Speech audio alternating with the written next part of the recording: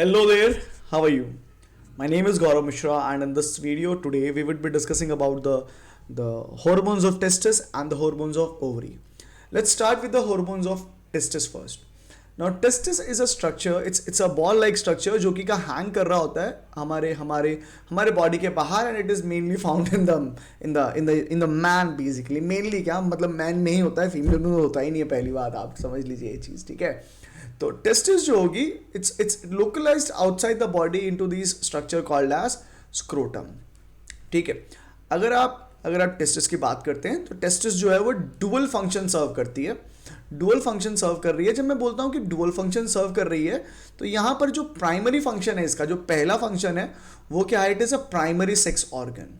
It is a primary sex organ, and when I'm writing the primary sex organ, मैं आपको बताना चाहूँगा कि ये मेल के जो गैमेट्स होते हैं, स्पर्म्स, वो फॉर्म करता है.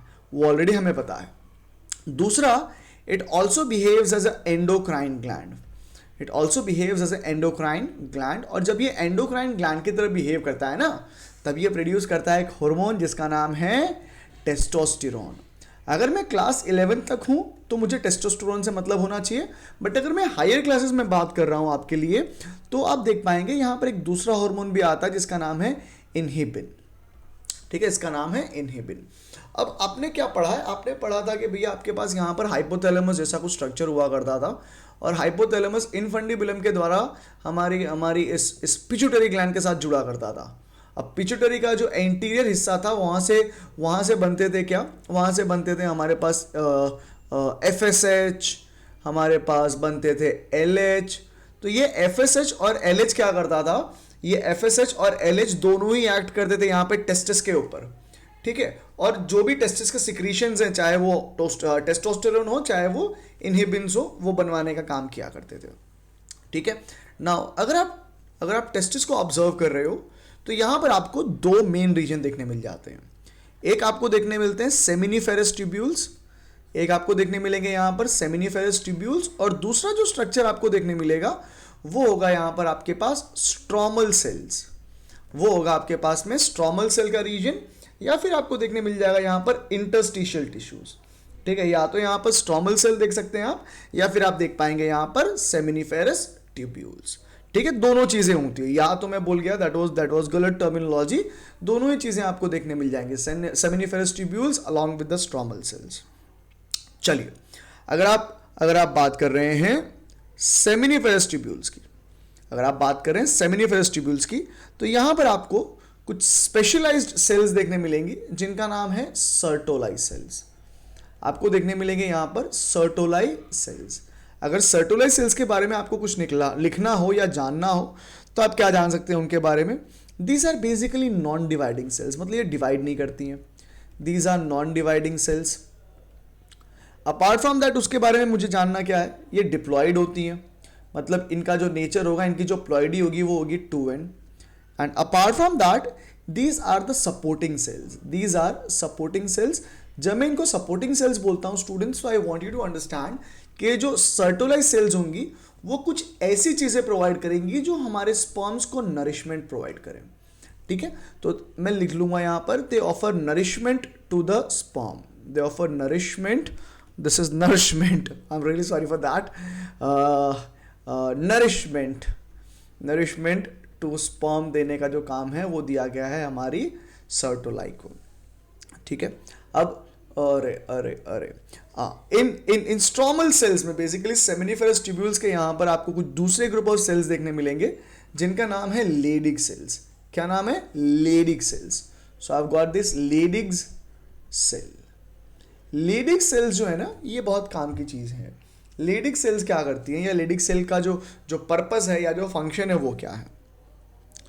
ये बेसिकली एक हार्मोन प्रोड्यूस करती है जिसका नाम है टेस्टोस्टेरोन. इसका नाम है क्या? Testosterone. Now this testosterone is very very calm का स्टफ. ठीक है. टेस्टोस्टेरोन इज वेरी काम का स्टफ. हम इसके अलावा इनहिबिन की भी बात करने की कोशिश करेंगे. देखिए, पहले मैं टेस्टोस्टेरोन की बात कर लूँ. अगर मैं टेस्टोस्टेरोन की बात करता हूं आपके साथ में, तो आपको सबसे पहला चीज समझ में आना चाहिए इसके बारे में क्या, कि it is basically steroid in nature. देखिए, ये सब हॉर्मोन्स के जो नेचर हैं, these are really important from the perspective of your exams. Right तो आपको पहले समझ लेना है कि ये स्टेरॉइड है इन नेचर। अब स्टेरॉइड है इन नेचर तो इसका जो ये जो डिराइव होता है, ये डिराइव होता है किसमें से, it derives itself from the cholesterol. ये कोलेस्ट्रॉल का डेरिवेटिव है, ठीक है। अब जैसे मैंने आपको बताया कि ये सिक्रीट किया गया था लेडिक सेल्स के द्वारा, और इसके ऊपर जो हार्मोन एक्ट कर रहा था वो था क्या, वो था LH या फिर आप अगर कोई मॉड्यूल पढ़ रहे हो, चाहे किसी बड़े रेप्यूटेड सेंटर का या कोचिंग क्लासेस वालों का, तो आपने देखा होगा वहां पर एक टर्म आया होगा ICSH, है ना। LH के अलावा ICSH नाम यूज हुआ होगा। ICSH का मतलब क्या है, interstitial cell stimulating hormone. Leydig cells के लिए दूसरा नाम यूज किया जाता है, वो है इंटरस्टिशियल सेल्स, राइट। नाउ हमको पता है कि LH जो था या जो ICSH था दोनों सेम थे, और ये बनते थे हमारे जो एंटीरियर पिट्यूटरी होती थी उसके द्वारा। एंटीरियर पिट्यूटरी के द्वारा जो था ये LH या ICSH बनाया गया। और ये क्या करता है, ये जो लेडिक सेल्स है, ये testosterone along with FSH, testosterone along with FSH दोनों मिल करके हेल्प करते हैं in a process called as spermatogenesis. In a process called as spermatogenesis. Now spermatogenesis क्या हो रही है, स्पर्मेटोजेनेसिस क्या हो रही है, there are these special cells called as germline cells. There are these special cells called as germline cells जिनके division पर आपको मिलते थे क्या, प्राइमरी स्पर्मेटोसाइट या फिर स्पर्मेटोसाइट, और अल्टीमेटली इनका डेवलपमेंट होता था into these things called as sperms. तो ये प्रोसेस जिसके द्वारा जर्मलाइन सेल जिसकी प्लॉइडी थी 2n अपने आप को डिवाइड करती हो और एन में कन्वर्ट होती हो, मतलब हैप्लॉइड में अपनी प्लॉइडी को कन्वर्ट कर देती हो, इस प्रोसेस को कहा जाएगा स्पर्मेटोजेनेसिस। स्पर्मेटोजेनेसिस केवल और केवल टेस्टोस्टेरोन या केवल और केवल FSH के हाथ में नहीं है, दोनों को मिल करके काम करना पड़ेगा अगर उन्हें स्पर्म्स बनाने हैं तो। चलिए हमने स्पर्म्स बना दिए। अब स्पर्म्स जो थे वो कब बनते थे, जब आप प्यूबर्टी अटेन करते थे, बट उससे पहले आपके अंदर मैनली कैरेक्टर्स आने जरूरी थे। आपके पास हल्की हल्की बियर्ड, हल्की हल्की मुस्टैच, या फिर आपके जो शोल्डर्स थे वो ब्रॉडन होने थे। तो ये सब जो थे, ये सब क्या है, आपकी सेक्सुअल कैरेक्टर्स हैं, और ये हैं सेकेंडरी सेक्सुअल कैरेक्टर्स। तो टेस्टोस्टेरोन क्या करता था, ये जो सेकेंडरी सेक्सुअल कैरेक्टर्स होते हैं उनको डेवलप करने में हेल्प करता था, सेकेंडरी सेक्सुअल कैरेक्टर्स को डेवलप करवाता था। और सेकेंडरी सेक्सुअल कैरेक्टर्स में क्या क्या आ जाएंगे स्टूडेंट्स, इसके अंदर आ जाएगा development of beard, development of just a minute या development of beard, development of मुस्टाश।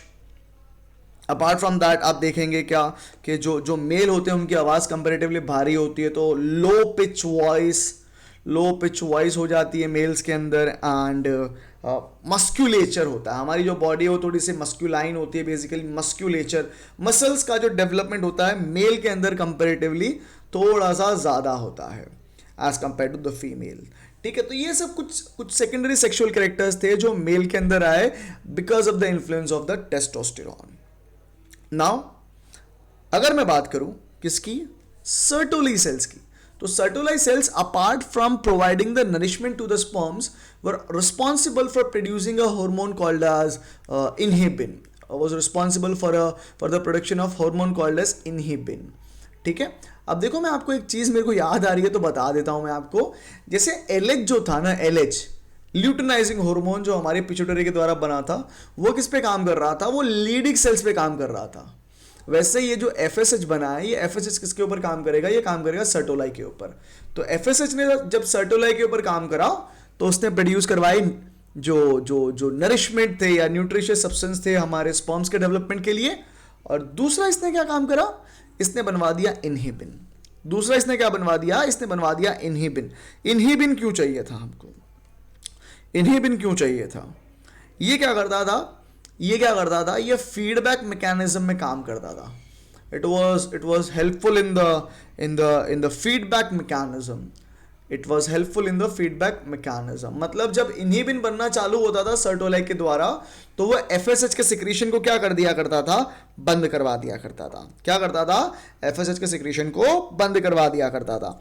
इसके अलावा मैं देखता था कि सर्टोलाई सेल्स जो थी वो एक और चीज बनाती थी जिसको मैं बोलता था ABP, क्या बोलता हूं, एबीपी। अब ये एबीपी अपना न्यूज वाला एबीपी नहीं है, ये एबीपी अपना न्यूज वाला एबीपी नहीं है। तो ये कौन सा एबीपी है, ये है एंड्रोजन बाइंडिंग प्रोटीन्स, ये है androgen binding proteins. Androgen binding, let me put it binding, yeah, let me put this thing as binding proteins. Now androgen binding proteins जो थे वो क्या करते थे, ये कॉन्सेंट्रेट करने में मदद करते थे टेस्टोस्टेरॉन को। कहां पर, सेमिनिफेरस ट्यूब्यूल्स में। इन सेमिनिफेरस ट्यूब्यूल्स के अंदर टेस्टोस्टेरॉन को कॉन्सेंट्रेट करने का काम होता था एंड्रोजन बाइंडिंग प्रोटीन्स का।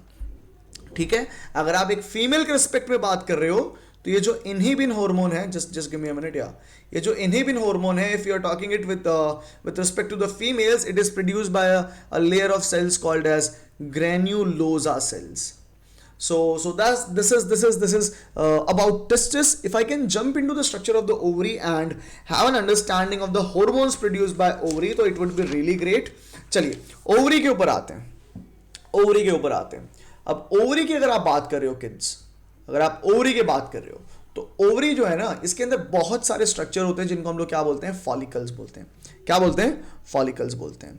नाउ इसके लिए एक दूसरा टर्म भी यूज किया जाता है जिसे हम लोग बोलते हैं ग्राफियन फॉलिकल। शायद आपने आपके टेक्स्ट बुक के अंदर भी ये चीज पढ़ रखी है, ग्राफियन फॉलिकल्स। अब ये ग्राफियन फॉलिकल बेसिकली एक टर्म यूज किया जाता है ओवरियन फॉलिकल के लिए इनसाइड द मैमल्स।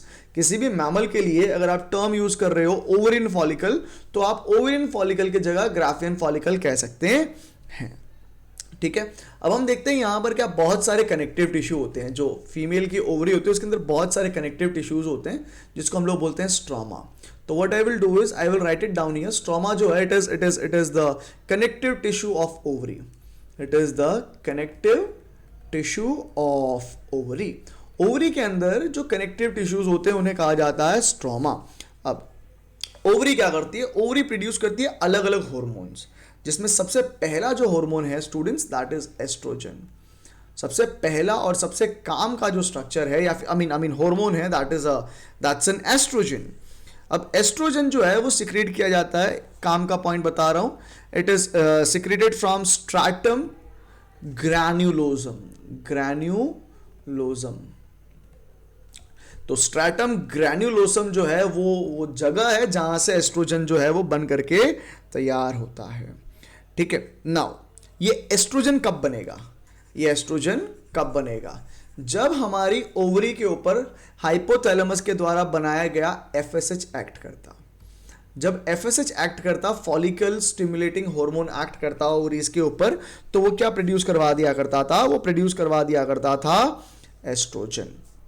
ठीक है, किसमें से, ओवरी में से। किसमें से, ओवरी में से। अब ओवरी के अंदर ये जो स्ट्रक्चर आप देख रहे हो ये सारे फॉलिकल्स हैं। ये सारे क्या हैं, फॉलिकल्स हैं। इन फॉलिकल्स के अंदर से, इन डेवलपिंग फॉलिकल्स के अंदर, फॉलिकल के अंदर से एस्ट्रोजन बना करते थे।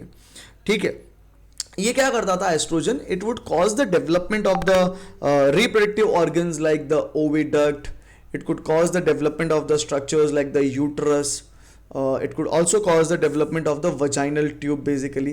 So what I can do is if you know, I can draw this thing down. If I have this as the female reproductive structure, so there are these fimbriae, all right, there are these fimbriae and I've got the uterus in here. So this is the uterus and the narrow part of this uterus forms the cervix, which then opens into the structure of vagina.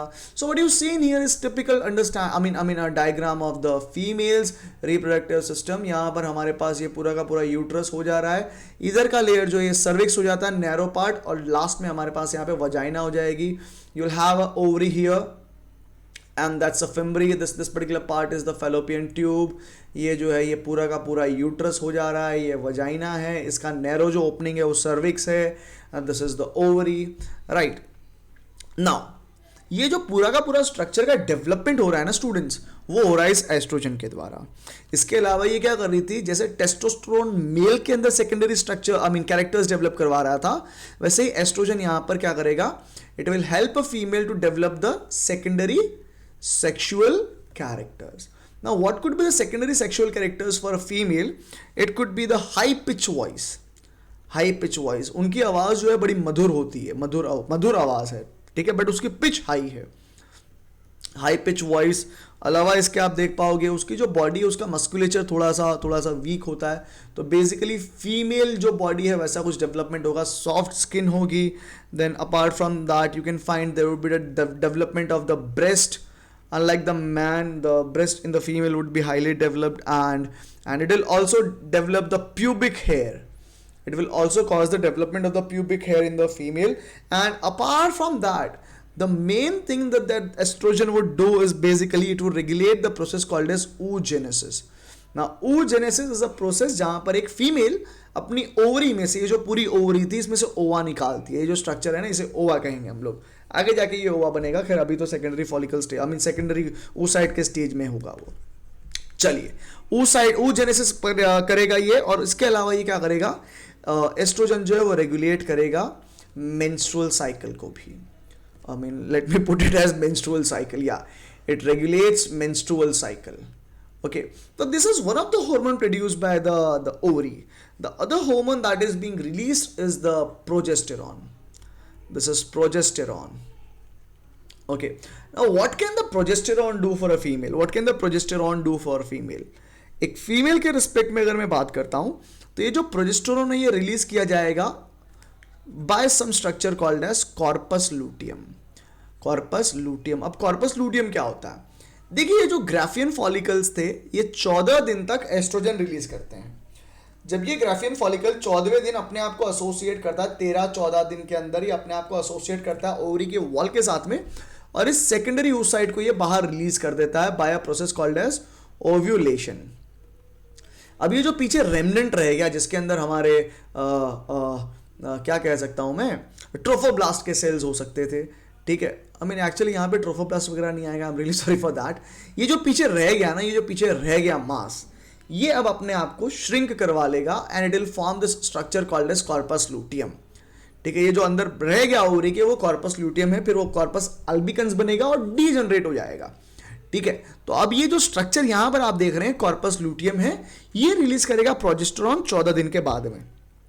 ये क्या करेगा, जो progesterone बनाया गया है वो क्या करेगा, वो एम्ब्रियो का इम्प्लांटेशन करवाएगा। It is responsible for the implantation of the embryo. Apart from that it would also ensure that the pregnancy is maintained.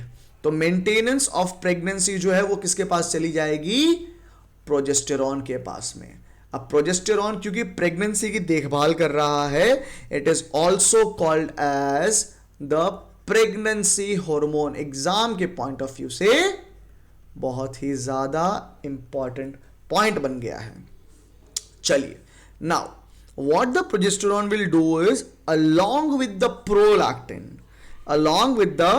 prolactin what it will do is it will stimulate the mammary gland. It will stimulate the mammary gland. तो अगर कोई female है तो ये उसकी mammary gland हो गई मान लेते हैं। तो ये जो मेमरी ग्लैंड थी इसको स्टिमुलेट करेगा, क्या करने के लिए, stimulate mammary gland. Mammary gland को क्यों स्टिमुलेट करना है भाई हमको, ताकि ये प्रोड्यूस कर सके मिल्क, ठीक है। मिल्क प्रोडक्शन के लिए उसको स्टिमुलेट करा जाएगा, और प्रोडक्शन के बाद में क्या करना है, उसको स्टोर भी करना है।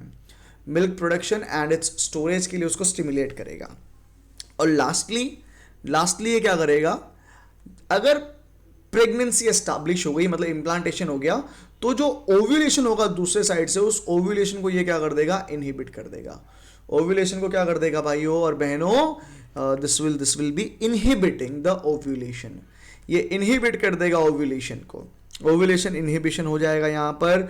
उसके अलावा ये हमारे ग्राफियन फॉलिकल को मैच्योर होने से भी रोकेगा। तो मैच्योरेशन ऑफ ग्राफियन फॉलिकल को भी ये रुकवा देगा। Alright, so this was the second hormone, that was progesterone. The third hormone that would be produced by the ovary would be the relaxin, ठीक है। अगर आपने push Mona push I mean 3 idiot movie देखा है तो उसमें लास्ट में scene में वो जो लड़की रहती है मोना सिंह, वो अपने बच्चे को बाहर निकालने की कोशिश कर रही होती है, जहाँ पे आमिर खान जो है वैक्यूम पंप से डिलीवरी करवाते हैं। तो that is something like out of the world thing happening, ठीक है। ऐसा कुछ अगर हो रहा है तो बहुत बड़ा अपने आप में एक चमत्कार है। तो ये जो रिलैक्सिन है ना, रिलैक्सिन ये क्या करता था, ये भी प्रोड्यूस किया जाता था कॉर्पस ल्यूटियम के द्वारा ही। तो it was also being produced by the corpus luteum only. तो अंडरस्टैंड क्या करना है मुझे भैया, ये काम क्या कर रहा है, ये काम क्या कर रहा है, ये क्या करता था, ये जो प्यूबिक सिम्फोसिस होता था, ये जो प्यूबिक सिम्फोसिस होता है, आपको पता होना चाहिए कि प्यूबिक सिम्फोसिस जो है वो है क्या। तो अगर मानिए फीमेल की बॉडी को आप आगे से देख रहे हैं और ये उसकी जो कॉक्सल बोन थी वो है, अगर कॉक्सल बोन जो थी एंटीरियर पार्ट में यहाँ पे कुछ कुछ यूनिट्स होते हैं जो इन दोनों कॉक्सल बोन को जोड़े रखते हैं, पकड़े रहते हैं, ये होता है प्यूबिक सिम्फोसिस। ठीक है, तो ये क्या करेगा, प्यूबिक सिम्फोसिस को और सर्विक्स को डायलेट करवाएगा, मतलब उनको फैलाएगा। अब मैं उनको डायलेट क्यों करवाना चाहता हूं, ताकि मैं पार्ट्यूरेशन करवा सकूं। पार्ट्यूरेशन का मतलब क्या है, बच्चे को बाहर निकालना फीमेल की बॉडी से, मतलब प्रेगनेंसी जो है उसका टर्मिनेशन करवाया जाए। राइट नाउ यहां पर मैं आपसे एक काम की चीज बताना चाहता हूं। ये रिलैक्सिन हार्मोन सिर्फ और सिर्फ फीमेल में नहीं बनता है। ये रिलैक्सिन हार्मोन सिर्फ और सिर्फ फीमेल में नहीं बनता है। ठीक है, ये क्या होता है कि अगर किसी मेल की बात कर रहा हूं मैं, अगर मैं किसी मेल की बात कर रहा हूं तो उसके अंदर भी बनेगा, बट वहां पर किसके द्वारा बनेगा, प्रोस्टेट ग्लैंड के द्वारा बनेगा। ठीक है, 12th स्टैंडर्ड में एक्चुअली जब रिप्रोडक्शन वाला चैप्टर आप पढ़ेंगे तो उसके अंदर आपको ये चीज़ बताई जाएगी कि प्रोस्टेट ग्लैंड क्या क्या काम कर रही है। ठीक है, तो रिलैक्सिन हार्मोन जो है मेल के अंदर प्रोस्टेट ग्लैंड के अंदर बनता है। अगर आप फीमेल हैं तो अपार्ट फ्रॉम कॉर्पस लूटियम जो मैमरी ग्लैंड होंगी वो भी ये हार्मोन बना सकती हैं। And apart from the mammary gland this is also produced by the uterus and the placenta, जो हमारे फीटस और हमारी जो फीमेल होगी उन दोनों के बीच में एस्टैब्लिश करेगा कनेक्शन। ठीक है, वैसे ही एस्ट्रोजन केवल और केवल ओवरी के द्वारा या फिर मैं बोलूँ इन डेवलपिंग ग्राफियन फॉलिकल्स के द्वारा ना बन रहा था, वो इस कॉर्पस ल्यूटियम के द्वारा भी बनता था। समझ में आ रही है बात। तो ये सारी जो चीज़ें स्टूडेंट्स ये बहुत काम की हैं हमारे एग्जाम के पॉइंट ऑफ व्यू से। हर वो चीज़ जो कुछ नहीं है हमारी एनसीईआरटी में नहीं है, that is really very important. It becomes somehow very important because हमारा सबका ऑब्जेक्टिव क्या है, इनफैक्ट तुम्हारा क्या है ऑब्जेक्टिव है, नीट निकालना। देखिए एस्ट्रोजन की तुम बात करोगे ना तो एस्ट्रोजन का नेचर है स्टेरॉइड, प्रोजेस्टेरोन का नेचर भी क्या है, स्टेरॉइड है, मतलब ये कोलेस्ट्रॉल डिराइव्ड रहते हैं मोस्टली। अगर रिलैक्सिन की बात करें तो रिलैक्सिन क्या है, सीधा साधा आदमी है, वो बोलता है कि भैया हमको ये सब लालच वालच नहीं है, हम ये स्टेरॉइड पेरॉइड के चक्कर में नहीं पड़ेंगे, हम तो सीधे सीधे पेप्टाइड के रूप में ही खुश हैं, मतलब हम तो अमाइनो एसिड से बन के छोटे छोटे प्रोटीन की यूनिट बनकर ही बहुत ज़्यादा संतुष्ट हैं, बहुत ज़्यादा खुश हैं। ठीक है स्टूडेंट्स, तो आज के वीडियो में केवल इतना ही रहेगा। मिलते हैं अगले वीडियो में, तब तक के लिए अपना बहुत ध्यान रखें, stay safe and best of luck. Thank you very much for attending the session and bye.